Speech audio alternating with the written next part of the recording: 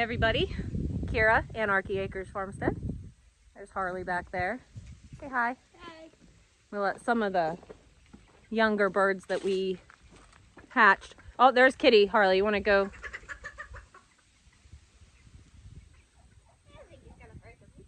Chaos. We let some of these young birds out of the... I keep them in a corn crib when they're peeps. It's easy to put a heat lamp back there. But they're big enough now where they don't need to be in there.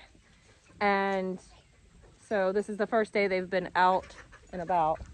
And Kitty loves to chase anything small. He doesn't try to hurt them, he just chases them. So Harley's keeping an eye on them. The goats find it amusing. There's Jade back there. So I've been trying to make this video for, I guess this is the third day now. I made the video building it and I accidentally deleted it. And then I made a video yesterday that I never finished because I had running around to do, and then other things came up which we're going to talk about. It's the culprit. Yeah. And so now I'm going to show you what I did, and I'm going to tell you about it right now. So I had given to me by my neighbors 2 barn doors. Well, they're kind of like shed doors from my grandparents' farm. They are off of the building that we used to call the granary.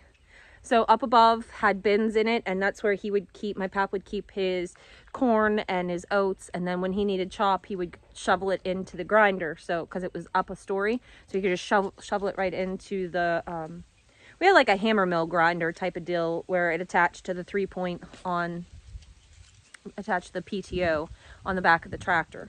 And so he would just go up and he would shovel it right in, and it worked out great.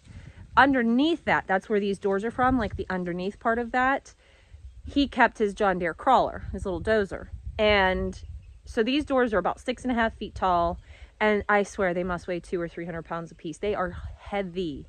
And when they brought them over to me, and I was so thankful and very flattered that they thought of me about it, I didn't know what I was going to do with them because I didn't have a building that was appropriate for them.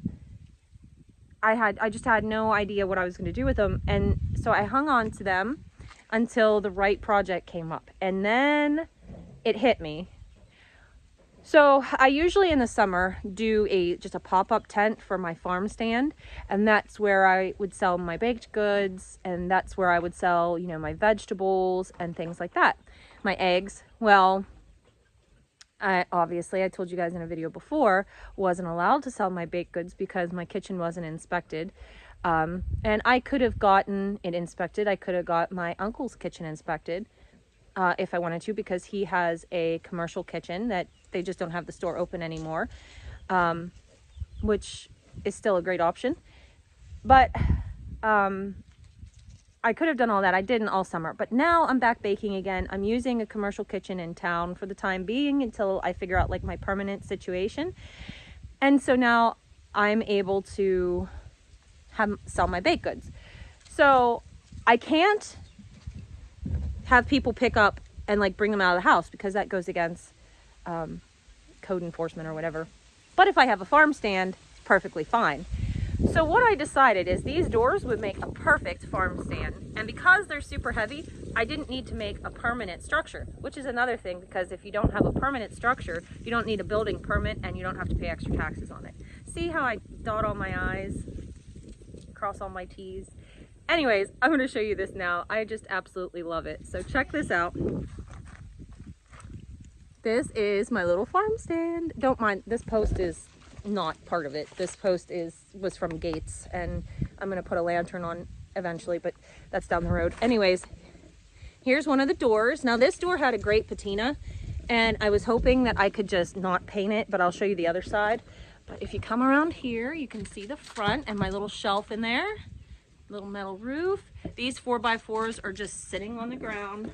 So if I wanted to come with well, I can't really move it, but if I wanted to come with a skid steer or whatever, pick this up and move it somewhere, I totally could. I built it definitely sturdy enough. So I built it with 4 4x4s in the corners. I did 3 stringers, a nice header, a little joist in the middle. I did all the things, and I videotaped it because I did it all by myself, and I was so proud. and then I deleted it. So sorry, you can't see it. But here's the other door. This is why I think I'm going to paint it, because they are painted this color on the inside, which would have been the outside. This would have been the inside of the door. And I liked that patina, that rustic look, so that's why I put it outside, but the paint is a little bit on the inside. So I think I'm probably going to eventually paint this red to match the barn. But that is it. I'm really, really happy with it. I just have a piece of like plywood on the back, and I don't love that because from the back it doesn't look great. So I have a couple pieces of really wide rough cut that my gram gave me, and I'm gonna see if I have just enough. Harley, you want to grab Rooker? I want to see if I have just enough to go across the back of that so it will look more like the doors. But that's it, and I'm so happy with it. Okay, it looks crooked by the way that it's sitting right here. It is not crooked. The ground is visibly off, and I didn't level the ground. Don't come for me. My construction's solid. Anyways, that's that. So it's funny, and this is what my conversation's going to be today. Let's see, does this work for videos in here? It's a little dark, so we won't do that. Anyways, this is what my video is going to be about today. Originally, I was doing a video just on the farm stand, but I really am shocked, not shocked, but kind of shocked about how far the hatred on the very far left has come. Now, I say the very far left because I have friends and family that are Democrats that are more center-leaning, and that's fine. I really don't have a problem with you if you have a different opinion than I do. I certainly wouldn't not shop at your stores. I certainly wouldn't not sell things to you. You know, if you're a decent, good person, I understand. We're all adults. We have different political points of view. That's totally fine. I am outspoken about my beliefs, and I never was before, but I am now, and ever since the rally, and I will continue to be so, because I think I am a calm voice of reason. At least you guys have told me that. And so therefore, if that's what's needed and that's what's wanted, then that's what I'll do.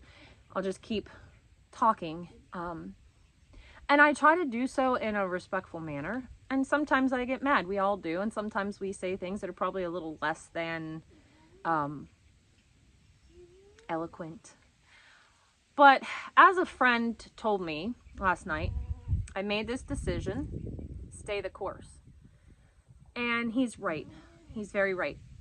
But this is where I'm going. It has been brought to my attention that there is, I live in a very small town. I mean, teeny tiny. I'm not really sure how many people are even in our town, but basically everybody knows everybody. I'm on the outside of the town. I live out in the township area, the rural out here, but it's the same situation. Our town and our township is so small, most people know everybody.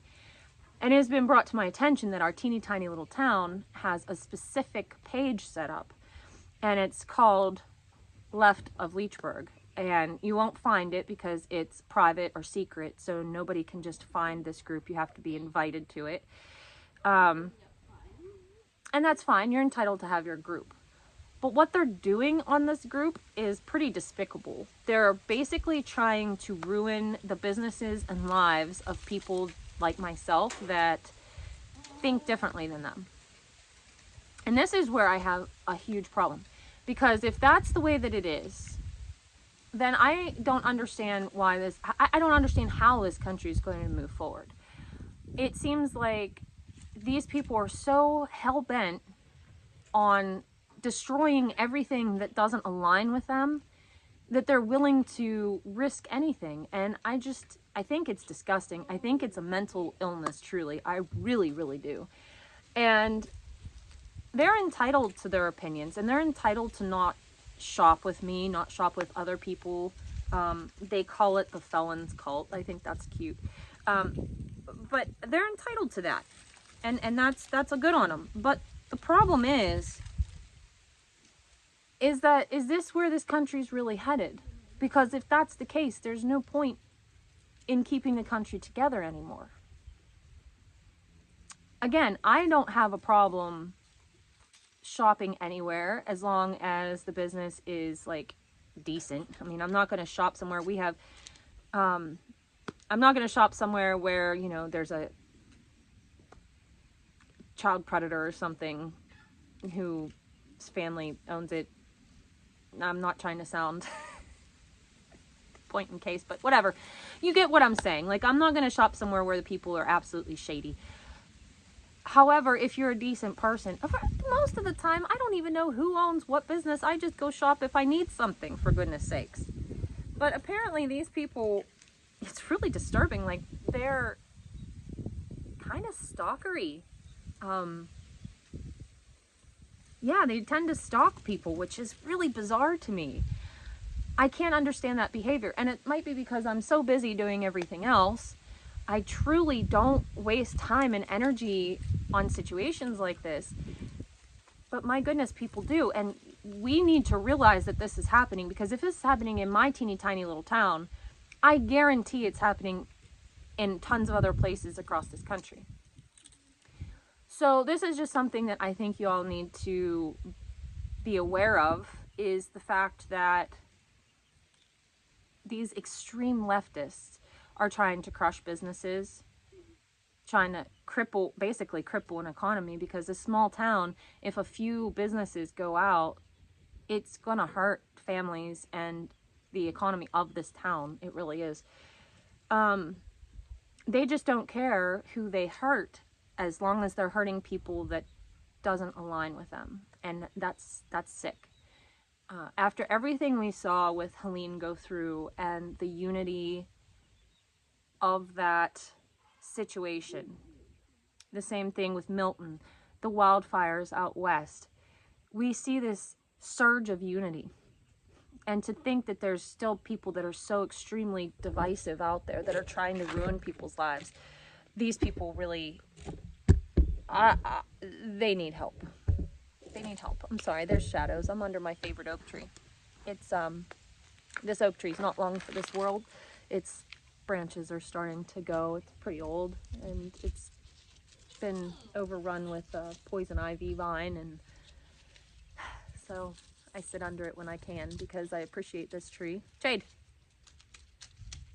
Okay. So yeah, I just wanted to bring this up. And when I first found out about it, hi buddy. When I first found out about it, I immediately was angry, and I was like, I'm gonna put these people on blast, but I'm taking the moral high road, because that's what we do, right? We take the moral high road when possible. We talk about bad situations, and we warn people about it, but we also understand that this situation is going to play out however it does. Their behavior is not, what's the word?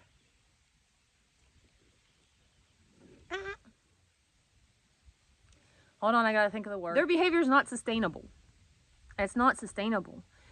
Regardless of who wins this election, that behavior is not sustainable, because they're going to ostracize themselves to the point where the majority of the people in the community are not going to tolerate it. And it's not sustainable for them.